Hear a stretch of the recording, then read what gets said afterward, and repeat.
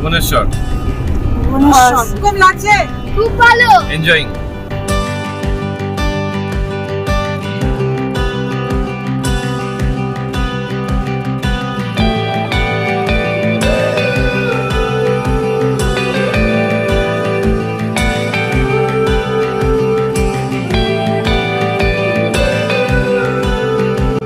পুরী এসে কেউ site seeing করবে না, এটা তো হতে পারে না। তো আজকে আমাদের সাইট সিইং এর প্রথম ডেস্টিনেশন সেটা হচ্ছে পিপলি। এখান থেকে দেখি টুকটাক কিছু শপিং করা যায় কিনা।